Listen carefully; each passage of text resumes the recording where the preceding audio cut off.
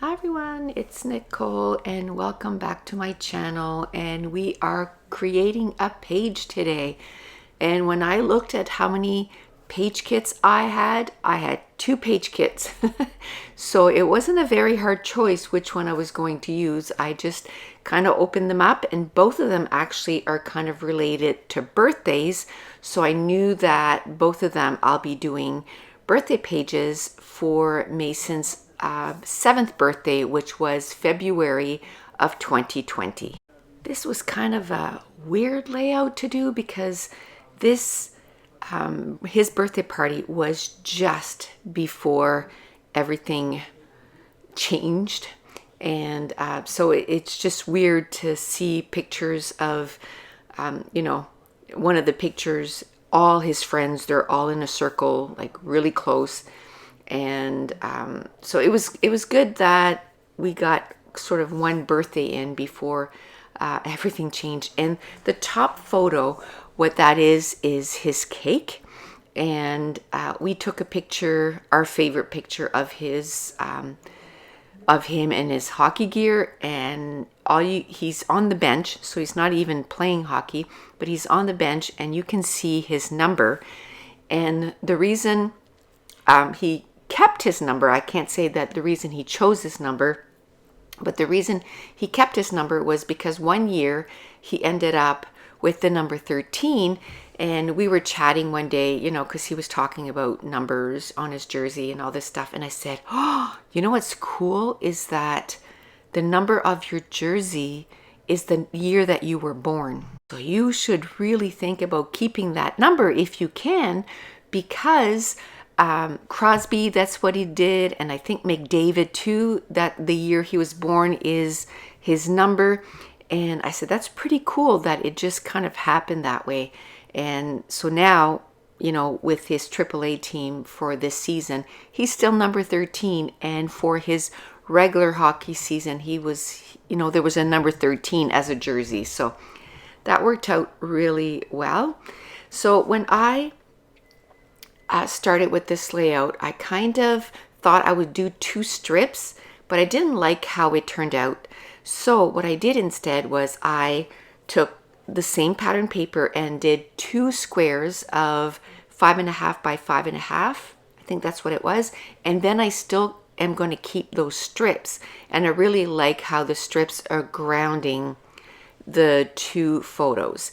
Now I have to say, ever since I started, making page kits, that has really dwindled down the amount of time that it takes me to make a page. But not only that, because now I have my system where I have my project cart area, and before I do a layout, I kind of prep the page. So I cut up all the digital prints.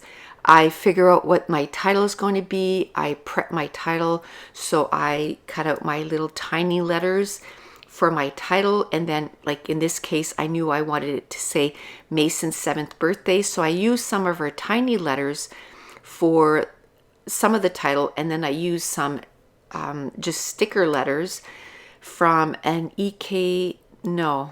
Echo Park collection. And it's the same collection as the pattern paper.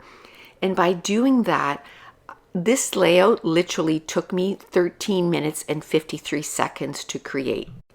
So a lot of times I put my video times 4. A lot of it is real time. Like this right now, this is real time because my video was going to be like, 4 minutes if I did it times the 4, even less than 4 minutes. So I sped up some of the video to times 2, and then the rest of it is real time. So even though this is my job now, like YouTube and scrapbooking is my job, which still feels a little unreal, by the way. But even though this is my job, I still need to streamline, probably even more than where I was doing it more as a hobby, because every minute kind of counts in my day. And, I do videos for YouTube. I also do Patreon. And then I'm going to be doing virtual crops once a month. But not only that, I'm also starting a soap and bath bomb business. That's probably gonna start in May. And so I'm, dedicating the morning to scrapbooking. So I'm upstairs in my craft room making pages and videos for, YouTube and Patreon and for the virtual crop. But in the afternoon, then I'm making soaps and shampoo bars and conditioners and bath bombs. And then, of course, you got to do your regular things as, cleaning your house and doing the dishes and making supper. So streamlining stuff is really important right now. So I glued down the top part and the bottom part. Once I figure out what I'm going to do, I like to glue down right away. And instead of putting the strip so it goes beyond the photo, I've noticed that lately I like to put, I kind of like to stop the strip that goes underneath the photo. I like to stop it so it stops underneath the photo and not go all the way across. And I really like how it really puts the focus on the photo. And then the title is going to be Mason's 7th birthday. And I'm going to make it so it goes across the whole layout. And Mason is using some bigger letters. And then the 7th birthday is using our tiny letters. And I love that with the tiny letters, you can do two things. You can cut around like directly on the color, and then when you put it down on your layout, it actually looks like it's stamped on your layout, and I love that. Or if you have a dark color background, you can leave a little bit of white all the way around, and then it stands out against the dark background. I did use that big sticker that said Big Kids, and I put that at the top right of the layout, and I just like how it fills in that strip. And then on the bottom left of the layout, I'm going to use a tag, a circle, and a sticker that says Happy Birthday. And then on the top of the layout, I'm going to use a viewfinder and then a round sticker.